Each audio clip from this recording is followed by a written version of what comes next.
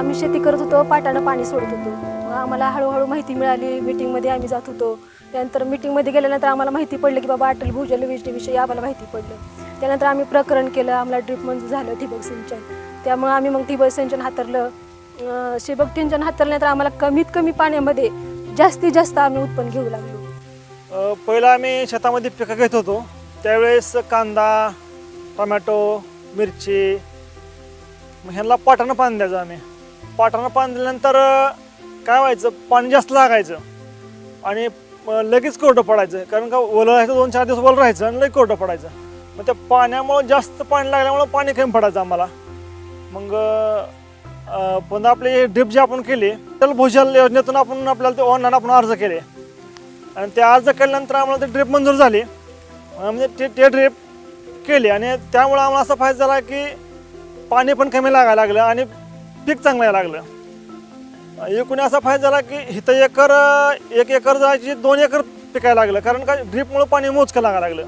आणि जिथं आमचं एक एकर क्षेत्र जिथं भिजत होतं, तिथं आता आमचं 2 एकर क्षेत्र भिजते. आता आम्ही गवारीचं लागण केले आणि खाली टमाट्याची लागण केलेली आहे. अशा प्रकारे आम्हाला वेळ पण कमी लागतो ड्रीप सिंचनामुळं. म्हणजे आता पहिलं कसं आम्ही पाटानं पाणी द्यायचो, त्यावेळेस आम्हाला असं जास्त वेळ लागायचा भिजवायला. आता आम्हाला नुसतं बाल फिरवला की समजा पाणी अशा पद्धतीने. त्यामुळे आम्हाला ठिबक सिंचनाचा जास्तीत जास्त फायदा झाला. आम्ही गेल्या 1.5 वर्षापूर्वी पेरूची बाग लावली. आम्ही त्याला आधी पाटाने पाणी द्यायचो. नंतर आम्हाला ग्रामपंचायतीतून अटल भूजल योजनेबद्दल माहिती कळाली. आम्ही कृषी खात्यात ड्रीपच्या संदर्भात अर्ज दिला. तो अर्ज आमचा मंजूर झाला. त्यानंतर आम्ही ड्रीप हाताळली. त्याच्यामुळे बोरच्या पाण्याचा कमी प्रमाणात वापर होऊ लागला आणि ड्रीप केल्यामुळे आम्हाला कमी पाण्यात चांगलं उत्पन्न मिळालं.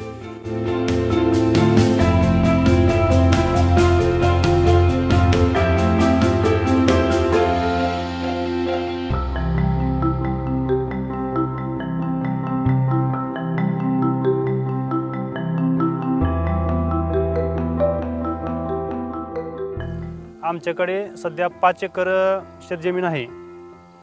आमच्या भागात सध्या सतत गेल्या 4-5 वर्षापूर्वी दुष्काळातच आमचं गाव आहे.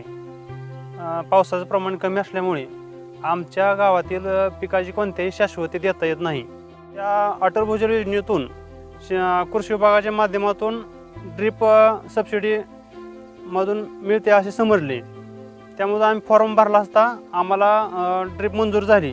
मग आम्ही पूर्ण 3 एकराला 5 एकरापैकी 3 एकराला आम्ही ड्रीप केली. मग त्यामधून आम्ही आता तूर पीक हे केले आहे सध्या. पूर्वी काय व्हायचं, आमचं पाटपाण्याने आम्ही भिजवत असे. मग 5 एकरापैकी आम्हाला 10 गुंठ्यांनी आम्हाला भरणे होत असे. मग आता सध्या आम्ही ड्रीप केल्यामुळे आता आम्ही 2 एकर तूर ह्या पिकाची लागवड केली आणि पाणी पण आता बचत झाली. पाणी पण कमी लागतंय आणि पीक पण चांगलं आहे आता. त्याचप्रमाणे आम्हाला अटल भूजलच्या माध्यमातून शेतीपूरक व्यवसाय करण्यासाठी जनावरे शेळीपालन हे करण्यासाठी आम्हाला माहिती मिळाली. मग आम्ही पशुखाद्य म्हणून ड्रीपद्वारेच लागवड केली. दशरथ घास, सुपर नेपियर आणि मार्वेल गवत याची आम्ही 1 एकरावर ड्रीपच्या माध्यमातून लागवड केली. आता आम्हाला चारा पण भरपूर झाला आहे आणि जनावरांसाठी आम्हाला आता काय चाऱ्याची टंचाई भासत नाही.